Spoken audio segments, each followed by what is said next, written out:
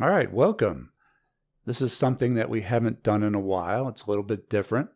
We're going to be doing another Occult in Plain Sight video in which we're going to talk about all things occult that we come across in our normal everyday lives. Now, I'm wanting to make this an ongoing series in which the inner circle on Patreon and Subscribestar get first early access to it, as they rightfully deserve to. But unlike the Thoth Life videos where they were Patreon and Subscribestar exclusives, Occult in Plain Sight videos will not be. They'll just be early access to the Inner Circle tier, the $5 tier. And then afterward, they'll make their way to YouTube and BitChute eventually. Now, the reason being is that even though I plan to make this into a series, there is no set schedule for it. Given the nature of the subject matter, it's just as I come across things. But when I do make them, the Inner Circle at Patreon and Subscribestar get first early access to them. Okay, so that's what this Occult in Plain Sight series is. What it is not is an invitation to send me a bunch of stuff. Check out this band, or watch this movie, etc., etc. I understand that a lot of you are going to want to make suggestions to me, but please do not clog up my inbox with them. You can leave such suggestions in the comments. I may or may not be able to get to them. I just don't want people thinking that this is going to be just one big request list. All right, so with that out of the way, let's get started. Today we're going to be looking at a band called Ghost, and in particular 2 songs from them, Square Hammer and Year Zero. Now, I can't actually play the song because of copyright. If I did, the square hammer of YouTube's copyright would come down on me so hard and fast that there would be absolutely no point in making this video at all. So for those of you hoping that you would hear the songs, sorry, but they've made that impossible to do. Maybe when we get to the BitChute version, when we get caught up over there, maybe not. I don't know how much time I really want to spend on Ghost. It's not really that high up in my list of priorities. Now, I actually have seen this band live several years back when they opened for Iron Maiden. And for the sake of full disclosure, I really wasn't all that impressed, both musically and theatrically. I know they played Year Zero. I'm not sure if they played Square Hammer. Half the time they were on, I was moving around the venue, not paying attention, getting our drinks, etc. Their whole satanic image and lyrics was kind of a turnoff for me. I mean, I like metal, but I find the whole, worship Satan thing to be, cliche, boring, and quite frankly silly, because they don't really realize that they're just a different polarity of the very thing that they think they're against.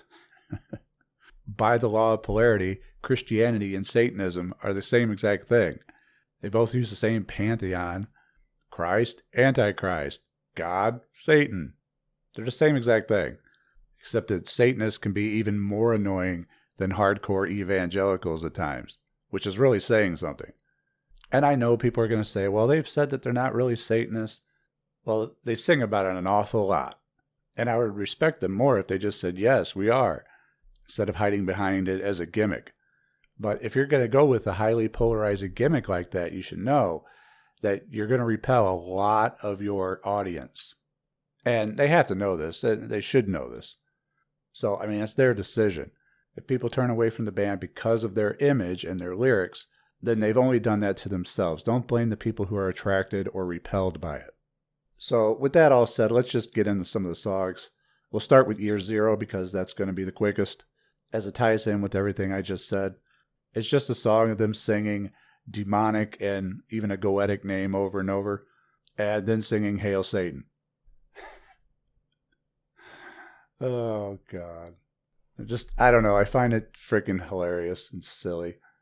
And it's because people say, oh, they're not Satanists, as they're going, Hail Satan. Yeah, it's not even that cool. It's like, Hail Satan. And that's the whole song. The end. I mean, really, the only reason I'm bringing up this song at all is you don't want to be putting a bunch of demonic names and Hail Satan into your subconscious. You don't want a song like this to get stuck in your head. It's probably not a good idea.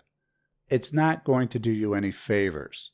Songs are like spells. When a song gets stuck in your head, that means it's going into your subconscious. And I know I'm going to get somebody that's like, I listen to him all the time, and I'm fine. Okay, but I still stand by what I say. That's not doing you any favors to put a bunch of satanic nonsense into your head. You could just agree to disagree with me on that one if you want. And that's really all there is to the Year Zero song. I get the impression that they're saying welcome Year Zero because they're like trying to usher in the arrival of the Antichrist or something, like it's the first year of his arrival. Whatever. There's nothing really occult about this song, but that's not the case with Square Hammer. Square Hammer's a little bit different. So that's a song we really want to talk about. Starts off with the Ghost Band logo, which in of itself is fairly interesting. The G reminds me a lot of the symbol of Saturn, which I really haven't seen any other band do that since Blue Oyster Cult. And in many respects, this song sounds a lot like Blue Oyster Cult, which was one of my favorite bands growing up. And from what I've heard, it's one of the favorite bands of the lead singer and founder of Ghost as well. But I've listened to a number of Ghost songs, and the similarities between BOC and Ghost start and end right here on this song, Square Hammer. I'm not hearing a lot of BOC in their other stuff. Now, if you want to use a planetary symbol for your group or band, don't use Saturn. Sure, BOC had a couple of hits, and Ghost has this one, but if you're really seeking attention and fame towards your music, Saturn is like the last planet you want to use. It's the opposite of what you should be using, which is the sun. You want to put your art in the light for all to see, not in the darkness. The logo also has a pair of moons, which would resemble Wicca, except that they're facing the wrong way. They should be facing the other way. But of course, they also have an upside-down cross within the logo as well. It's an interesting logo, but I'm not seeing any real occult knowledge in the correspondences.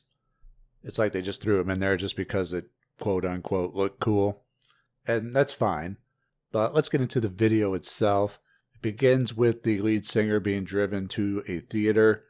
On the way, he picks up a paper from a paperboy saying that they're going to be at the theater.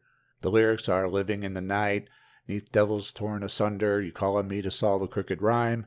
As I'm closing in and posing on your slumber, you call on me as bells begin to chime. So there's nothing too interesting about those lyrics. They're mostly nonsensical. But it's when we get to the chorus that things begin to get interesting. Are you on the square? Are you on the level? Are you ready to swear right here, right now, before the devil, that you're on the square, that you're on the level, that you're ready to stand right here, right now, right here, right now? So this is a reference to Freemasonry. The square hammer is the square hammer of Freemasonry, and square is also a reference to the Masonic square and compass within the logo of their order. That's all this song is really about. Now, that being said, and everything else that I've said about Ghost thus far, you may be surprised to learn that I actually really like this song. I've had plenty of negative things to say, but this is a really good song. The hook of the chorus is catchy as hell. It took like a week to get it out of my head. And this is why I say you need to be careful of what you actually put into your mind, because they can get stuck there and loop over and over and over again. Songs are just like spells. But this is a really good, catchy song. And I'm not really too concerned about the devil reference as I would be the demonic names as in the other song. To me, it's no different than BOC singing Burning for You. When they sing, I'm living, forgiven, the devil is due. That's kind of what it reminds me of. Now, the lead singer has fessed up and said that he has cheated doing this song by using the most popular chord progression, and that's why it's so popular. But even so, it does have a very strong hook. So they go into the movie theater and they sit down and they watch the movie that they themselves star in, or at least the lead singer is. Hiding from the light, sacrificing nothing, still you call on me for entrance to the shrine. Hammering the nails into a sacred coffin, you call on me for powers clandestine. Yeah, so the sacred coffin is a reference to the alleged ritual of the Skull and Bone Society, where they're supposed to put people in the coffin, and they have to stay in there for a while as part of their initiation. Entrance to the shrine, that's entering the secret society, giving him the secret powers, which is the purpose of the secret society. That's why the society is secret. They're doing the magic in secret, behind closed doors. And then the chorus repeats and basically to the end. However, in the video, they're watching a guy on the movie screen be let into the shrine by the lead singer, and he grabs a square hammer and raises it up, and then it's hit with some electricity. And then all of a sudden, the lead singer on the screen decides to come out of the screen into the theater and into the real world. He does this by changing into a lot of bats, and then once he flies out, he's towering over the city. And this reminds me of the ritual Ascension into the Cube of Space, where you envision yourself growing larger and larger to where you tower over the existing universe until it's a speck at your feet. And this is a way of communicating to your subconscious that you're bigger than everything, that you are the master of your own reality. So this is actually one of the more interesting parts of the video to me, although I'm not really sure if it was intentional. It's really difficult to say whether they have any real occult knowledge or not. I'm not really seeing a lot. As much as they go on about Satan, I suspect that they probably just made a Faustian pact to get famous, which I never recommend doing, by the way. And of course, I have no proof of that. That's just something that I suspect. It just seems like something a group like this would do.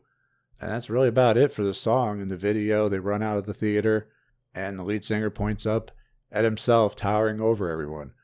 So we're probably going to be coming across this as we get further into the series, where things will be referenced associated with the occult, but yet have absolutely no correspondence or be nonsensical, to where you question whether they have real occult knowledge or not, or if they're just posing. They just threw a hodgepodge of secret society stuff all in the same song. Oh, we're going to add the square hammer and the level and the skull and bones coffin and the entrance to the shrine, and make references to several secret societies instead of just focusing on one specific one. To me, when the correspondences don't line up, it's kind of a red flag, but it is as it is. And we're going to end it there. This is a group that people are either going to love or they're going to hate for all the reasons that I mentioned. I happen to like one song out of them all. I tried listening to more. They just didn't do it for me. But Square Hammer is extremely catchy. Now, I'm wanting to continue this series. I don't want it to just be about groups and bands. I just need to get in the habit of making a note of things when I come across them. Because when I do come across things, I just kind of like nod, like, oh yeah, But I haven't been making notes of them. And I need to start doing that. Hopefully Ghost wasn't your favorite group and you weren't too offended by this video. I know people can get rather touchy-feely when their favorite bands are being criticized, but we all know that musical taste is rather subjective, which I can typically care less about. I'm more concerned with the things that you're putting into your subconscious. Okay, so that'll about do it.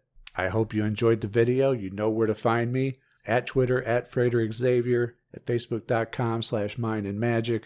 We're on Patreon and Subscribestar. Links in the description. And we even have a BitChute channel now at bitchute.com/mindandmagick. I want to thank you all for joining me, and I'll see you next time. Take care.